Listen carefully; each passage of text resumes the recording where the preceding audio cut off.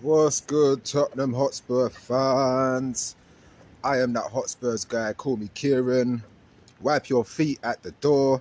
Take off your shoes. That means like and subscribe. It really helps out the channel. Let's get into it, people. Tottenham Hotspurs 0, Manchester City 1. 14 games lost this season. 7 games lost at home, which means we've lost 7 games away, which means we've lost half and half. Half and half. 7 games at home, 7 games away. Just dreadful, bro. Just dreadful. That first half, I got to watch the first half. Had to make my way into work for the second half, but I listened to the second half on TalkSport, and I've just finished watching as many highlights as possible. Again, first half started. We didn't start too bad in the first half. In the first in the first 5 minutes, we weren't too bad. But again, it's the same sort of possession football that we've seen under Ange, and what some of our fans call Ange ball, is where we pretty much spend most of the time just passing the ball around for passing the ball's sake and trying to get it wide. And if we can't go wide, then let's go back. But never through the centre, never through the middle. Like, I don't know why, because you know what it was, yeah? It was the Ipswich game, and it's many other games that I've watched this season as well. Even the Tamworth game, I was seeing this too, where we just passed the ball around for no reason other than to just pass the ball around. And then the teams like your Ipswich and your Tamworth, they get the ball, 2, 3, 4 passes, split us wide open, and there's their chance. They've had a shot. And you're like, bro, how the hell did Tamworth and Ipswich and other teams just pull off 4 or 5 passes and split us wide open and create a chance and have a shot? And we're spending like 3-4 minutes just, okay, yeah, all right, cool, let's go backwards. Bro, I'm telling you, the football that we play is poor football, bro. It's not even, there's no high intent. You know what it was for me? As soon as I saw that starting 11, I said already, like, bro, for Ange to have been in the locker room, looked at the whiteboard, put the 11 names on the whiteboard and look at it and say, yeah, that will do. That will do for today. Really. Matthias Tell down the middle, never tried to beat his man Johnson on the right, who always stays hiding anyway. Whenever we're in whenever we're in the transition of attacking, Johnson normally stays hidden, and hopefully when the opposition players kind of open up some space and create some space, that's when Johnson kind of creeps into the box and kind of just hangs around and waits for that pass to come in. That little assist to tap it in. Other than that, he doesn't do much. And then we had Oderbert on the left. So basically, you had a soft-boiled bellied front three against Manchester City, bro. A soft-boiled bellied front three against Manchester City. And I just can't see. You know what it is with Tottenham Hotspurs? Tottenham Hotspurs truly hate their academy players. They truly hate their academy players, because for someone like Dane Scarlett to perform how he performed, damn, who did we play again in the Europa when him and Ajayi and Mikey Moore scored? I can't even friggin' remember. But again, Ajayi and Dane Scarlett performed as well as they performed, and they just get dropped to the bench, no minutes whatsoever.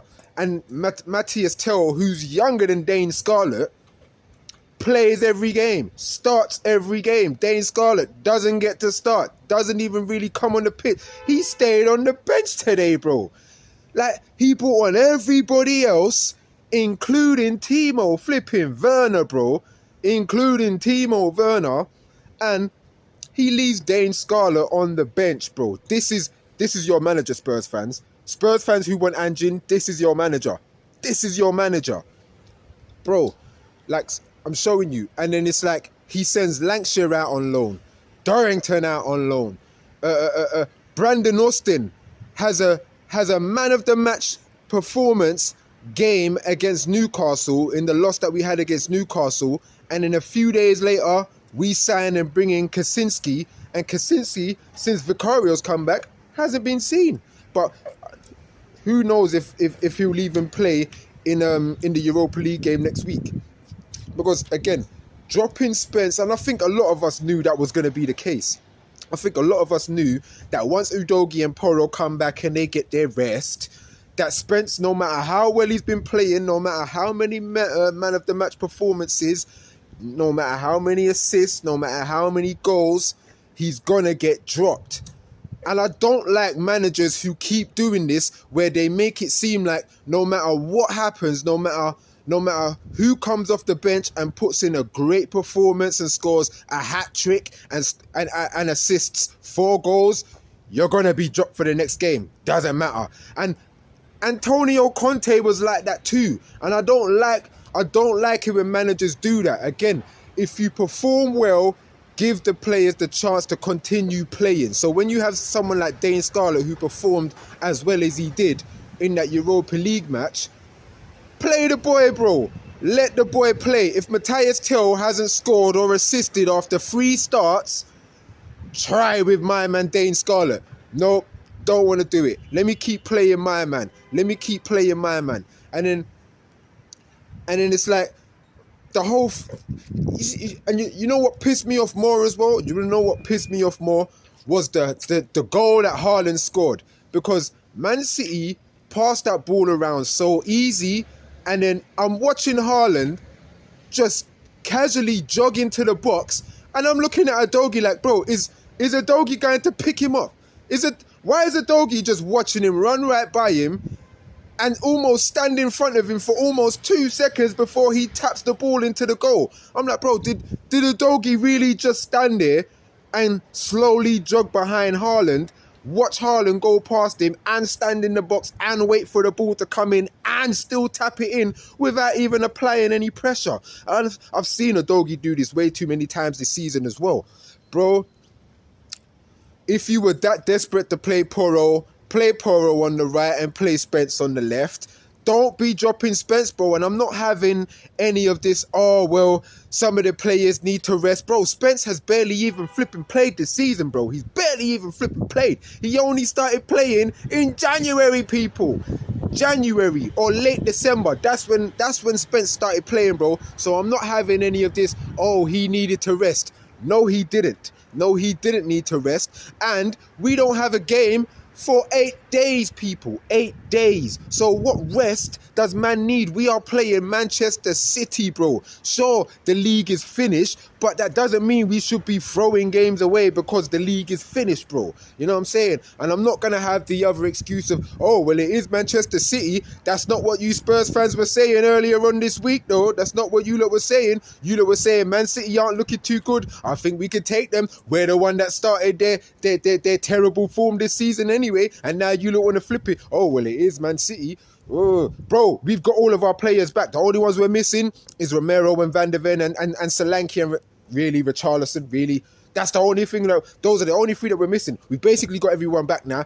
No more excuses of injuries and da-da-da-da-da. I'm not having it, people. Today was poor. I'm not having it. Second half, yeah, sure, second half was great. But again, we never took our chances. We never equalised. And even if we did take our chance, we should have really been 3-4-0 down anyway. Should have been 3-4-0 down, because Man City, even though I said in my last video, Manchester City know how to finish their dinner, they bloody didn't. It was almost like going to a Pizza Hut restaurant. Shit, I'm showing my age. It was almost like going to a Pizza Hut restaurant and going to the salad all-you-can-eat buffet bar, and you're just deciding on, I don't know, or you're just kind of picking from the mix. That's all you're doing. You're picking from the mix, but not really taking anything that's going to really fill up your belly. You know? Like, bro, I'm telling you, I'm not really too peed off about it, but at the same time I am. Because I'm like, bro, this is 14 losses now. How is this man still here, dog? How? How is he still in with a... bro, and then it's like, there's opinions from fans who's like, oh, well, if he wins the Europa League, then yeah, I'll get... bro, even if he wins the Europa League, I don't even want him here for next season, bro. I've seen enough. I've seen enough from this guy for 2 seasons, bro. I've seen enough. I've seen enough. It's going to be the same next season if he comes in as well. We'll start with a fresh squad. Half of it will get injured. He'll keep playing the same way and he won't rotate until he's forced to. And then the club will still make the same stupid, ridiculous 18, 19-year-old signings to try and save on the wage bill and then pay my man 25 or 30k. Bro, bro, you see, there's too much problems at Spurs, bro. Too much problems at Spurs, and again, who knows how to even change it, bro? Who knows how to change it? Because the owners aren't going to change, the chairman isn't going to change, players aren't going to change because the players are on shit wages anyway, and they don't have incentive to really win anything anyway. I've said this before. They don't have incentive to win anything. So it's going to be the same shit. I'm tired, bro. I'm tired, man. I'm absolutely tired, bro. Shouldn't have...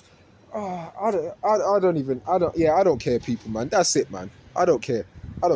I'll be back again next week, man. So I'm going to enjoy not making a video for 8 days right now. I don't have to think about Spurs. That's it. I don't care. I'm done, people, man. Wipe your feet at the door, people. Take off your shoes. Like and subscribe if you like the video. I'm done.